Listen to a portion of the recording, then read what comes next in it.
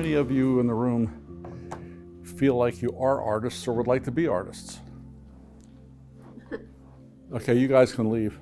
No, just okay. I know. And of those who, insult.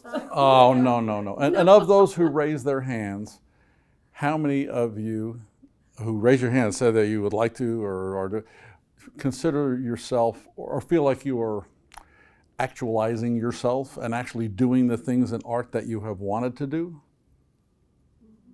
One or two, a couple? Oh, stop it. No, you haven't. I see some halfway hands. Okay.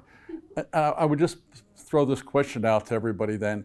If you feel like there's an artist inside you, or that art is something you really enjoy seeing and doing and being involved, but you haven't raised your hand or you're holding your hand like this, I would just say, well, how come your hand doesn't, why not? What holds you back, or what keeps you from being the artist that you would like to be, or letting the artist that's inside you really out and doing the stuff that you would like to do? And that's kind of my story. Briefly, I've been a doodler and a drawer since I was a kid. And way back when I was in grade school, I can remember the first positive affirmation that I had. They had a poster contest, and they wanted posters for, I don't even remember what the subject was, but they asked us kids, and I was about 8 or 9 at the time, to design some poster for whatever it was. And I was one of the winners. And so we got a dinner out at this local restaurant that was pretty cool, and we stood up, and it was just a really kind of cool thing. I said, this is fun, and I enjoyed doing doing the poster. I mean, that was just the fun part. I had no idea I was going to get a free lunch and get to stand up in front of people and get an award. So I thought, hey, this is really cool. And so in high school, then I took 4 years of art and drafting and all, and I got into a little more. But then, as life happens to a lot of us, you have to make a living. And liking art and playing around and drawing and whatever is fun, but it's a long way from there to making a living with your art, as is a lot of business, like music and a whole lot of things. And so the Vietnam War was raging, and I had a choice: stay here, probably get drafted and pursue some kind of architectural degree or whatever, or do something else, and get a job and actually be a legitimate wage earner. And so I did that and got into banking and lending and doing that kind of stuff. And so for about 45, 50 years, and I've done a lot of doodles in my life, and drawing floor plans and house plans. I always have considered that I'm a frustrated architect, because I like doing architectural type drawings and things that have some architectural look to them. And about 8 or 9 years or so ago, I think all of us have had those moments in our life when there's something that you've wanted to do and you've put off, or that whether it's something you're interested in or something you need to do. It could be in any arena of your life, but you've put it off, or things have gotten in the way, you haven't done it, or you haven't found the time or made the time to do it. And at some point you say, geez, if I don't do this now, or if I don't do this, it's not going to happen. And that happened with me. I had this epiphany moment. It was actually at church about 8 years ago. And I don't know, the pastor was giving this sermon about something. And that was the setup was, this lady had wanted to, it sounds like something simple, she wanted to read the Bible. And the pastor had kind of challenged her and said, well, why don't you read the Bible? He said, are you kidding? It would take me a year or two to read this thing. I mean, and he said, well, if you don't pick up the Bible and start reading it, where will you be a year or two from now? You'll still be saying the same thing. So if you want to read the Bible, open up start reading the Bible. And I was thinking about that with the art, and I thought, I've been saying for 50 years I'd like to paint or like to do something other than doodling, which most of that got thrown away. And I thought, if I don't start now, another 10, 20 years, I'm not going to be able to. I'm going to be 6 feet under. And so I took a watercolor class, and then I took some workshops, went to some workshops with watercolor. And one thing about art, or about anything in your life, you don't know what your limitations are or how good or how bad you are until you try it. I mean, you can imagine things in your head like, oh, I could do that, or I could do that, you know. But until you actually try it, it's either easier for you than you thought, and say, hey, this is working pretty well, or you find out, this maybe not isn't for me, you know. And that is what happened with me in watercolor.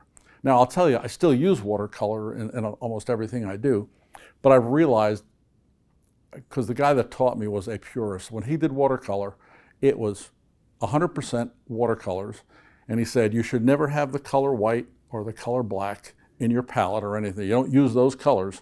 You use other colors to look like that. You know, you kind of fool the eye. And the problem is I also am partially colorblind. And so in fooling the eye, I found out I was just messing things up, because I was terrible at portraits. When I tried doing that or anything that was supposed to resemble reality, my colors were off. And my wife would, not only my wife, other people would look and say, why is that person green? Or why is their face so whatever? Yeah. And I thought, well, looks okay to me. And they said, well, unless you want to have somebody with orange face or green faces or whatever, you know, you probably ought to do something else. So I and plus just controlling the medium. Are any of you watercolor artists, or ever dabbled around with watercolor? Well, I know one guy in here who's a watercolor artist. I'll just tell you, a bit of education. Watercolor is translucent, somewhat translucent. I mean, you can see through it. And so if you instead of just finding a color green and painting it, what most watercolor artists do is do a wash or something with like a blue or a yellow, whatever, and then do the opposite, put a blue on top of a yellow or yellow on a blue, and create the green, because you can see through the yellow to the blue, but your eye picks up the yellow also, and so it creates the green color. But if you don't recognize the color, or you don't see it, your eye doesn't see it, which I don't see certain colors, it really doesn't look very, it never turns out the way you want it. So I quickly learned watercolor was not my medium. And also, and I don't mean this to be critical, I wasn't having much fun trying to do realistic stuff, at least with paint. I've always liked to draw, and I brought some drawings that I've done. And when I'd use pencil and pen, I guess I prefer to do that in a kind of realistic or a traditional kind of sense. But once I started playing around with paints, I realized for me, paints are like a plaything with me. I'm not very serious. Well, I do get serious. Don't take me wrong. When I'm doing something, I really get serious about what I'm doing and what I'm trying to accomplish. But I like to play around. I jokingly say I like to splash around in the paint, and which is true. Ideally for me, if I could have I don't have it now, I'm doing this at home, so frequently I've been thrown out of my house. But if I had my druthers, I would have a place that I could set up my easel and just literally splash around and hit and do and stuff and throw stuff and just make a wreck out of the place. That would be fun for me. I haven't been able to really do that, but I've gotten close to that. I go out in the backyard. Sometimes I'll take my stuff out in the backyard, and that part of the painting I'll do on the grass. I mean, I'll sit and look, I'll put it on the grass, and I'll be above it and dripping and dropping and splashing, doing all those things. So, for me, abstract art, I mean, it really has become what I enjoy the most, because I can be the most spontaneous with it, and it's not like work. Trying to do something or paint like a person, for me, would almost be like work, And so I would just say to anybody here, if you have an artistic, a desire, or you want to do more with your art than what you're doing right now, find what you like doing the best, or what's enjoyable for you. Because for me, trying to do, I know I wanted to paint, but I discovered quickly that if I stuck with watercolors, it was going to be a real laborious journey for me. And I probably would never get really any good at it, because again, I'd still mess up the colors. No matter how good a technique I had, I was still going to mess up the colors. So I figured, I need to move on to something else. And so, anyway, I was going to show you a couple things. I'll just pass this around, because my wife and I go to the coast a lot. And so I brought a couple of drawings that I did. I'll just, like I said, pass these around. This was one of the Castaways. This is a copy of it. It's but there used to be a restaurant in Port Aransas called the Castaways. There is now. It's moved, but after Harvey, um, the Castaways got pretty much wrecked, and so they knocked it down and they moved to another location. So, but that's a picture of the Castaways as it existed about 4 years ago or earlier. And like I said, since then that building is no longer there. And so anyway, and then this is, again, these started out as, I'd sit in my car looking out the window or get out of my car, but really just pencil sketches of things that I see at the coast. And most of them are, I try to keep them as realistic or true to what the actual building or what it is as I can. And then this one, if you've ever been to Port Aransas and got across the ferry, there's an area just before you get on the ferry to the right where they build these sea platforms and things, drilling platforms and all. Well, several years ago they were doing a big one for this company. It was like a triple tower thing. It was really a monstrous thing. And I just really liked it. To me, it looked very architectural with it had the beams and the metal, all that kind of stuff. And so I was sitting in my car across the bay, actually, or across the channel there in Port Aransas, looking across where the ferries go. And I drew that and then finished it in watercolors and all. So that's kind of a thing of watercolor.